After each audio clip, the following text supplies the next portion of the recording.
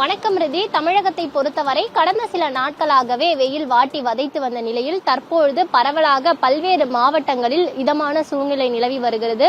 குறிப்பாக சென்னையை பொறுத்தவரையில் ஏற்கனவே சென்னையில் வெயில் அதிக அளவு வாட்டி வதைத்து வந்த நிலையில் கடந்த சில வாரங்களாகவே சென்னையில் மிகவும் ஒரு குளிர்ந்த சூழலானது காணப்பட்டு வருகிறது.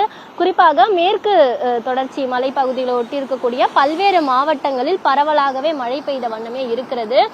தென்மேற்கு பருவமழை கடந்த மாதம் தொடங்கிய நிலையில் படிப்படியாக வெப்பம் குறைந்து படிப்படியாக அந்த மழையின் தாக்கம் குறைந்து வெப்பத்தின் தாக்கமானது அதிகரிக்க தொடங்கி இருக்கிறது.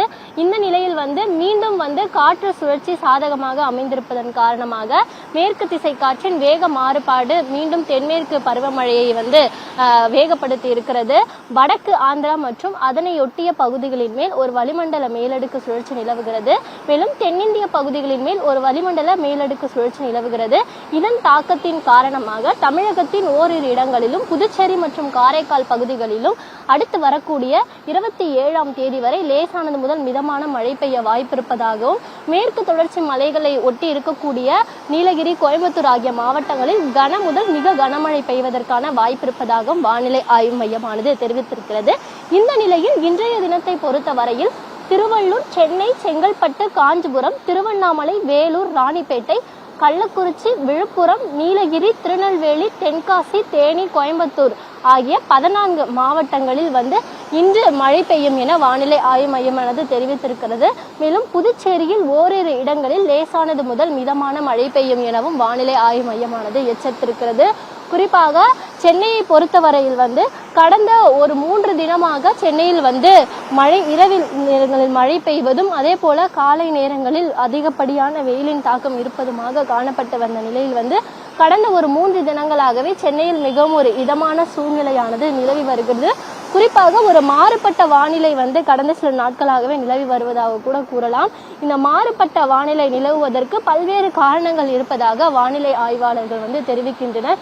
குறிப்பாக பருவநிலை மாறுபாடு மற்றும் புவி வெப்பமயமாதல் காரணமாக மழை பெய்யக்கூடிய நேரங்களில் அதிகப்படியான வெப்பமும் அதிகப்படியான வெயில் காணப்படக்கூடிய நேரங்களில் மழை பொழிவும் இருப்பதாக வானிலை ஆய்வாளர்கள் தெரிவித்திருக்கின்றனர்.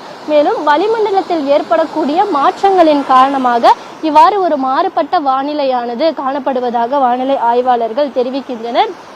இந்த நிலையில் இன்றைய தினத்தை பொறுத்தவரையில் தமிழகத்தில் தலைநகர் சென்னை உட்பட 14 மாவட்டங்களுக்கு மழைக்கான எச்சரிக்கையானது விடுக்கப்பட்டிருக்கிறது.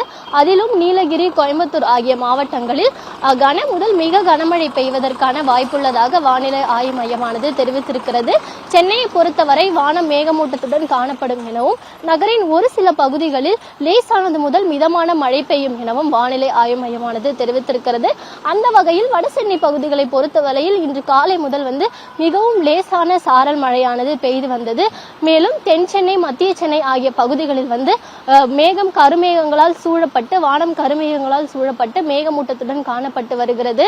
கடந்த சில தினங்களாகவே மழை முடிந்து அதிகப்படியான வெயிலின் தாக்கத்திற்கு உள்ளாகி இருந்த சென்னை மக்கள் தற்பொழுது மீண்டும் ஒரு இதமான சூழ்நிலை நிலவி வருவதால் வாகன ஓட்டிகள் மிகவும் மகிழ்ச்சி அடைந்திருக்கின்றனர். அது மட்டும் இல்லாமல் கடற்கரை ஓரங்களில் பொதுமக்களும் அதிக அளவு கூடக்கூடியதை கூட நம்மால் பார்க்க முடிகிறது. இந்த நிலையில் சென்னை உட்பட 14 மாவட்டங்களுக்கு இன்றைய தினம் மழைக்கான எச்சரிக்கையானது விடுக்கப்பட்டிருக்கிறது. அதன்படி சென்னையின் பல்வேறு இடங்களில் கூட பரவலாக மிகவும் லேசான சாரல் மழையானது பெய்து வருகிறது. நன்றி மாயாவதி. சென்னையில் தற்போதைய வானிலை நிலவரம் என்ன என்பது குறித்து நேரலையில் எமது செய்தியாளர் மாயாவதி இணைந்து வழங்கிய விவரங்களை அண்மை செய்தியாக கேட்டோம்.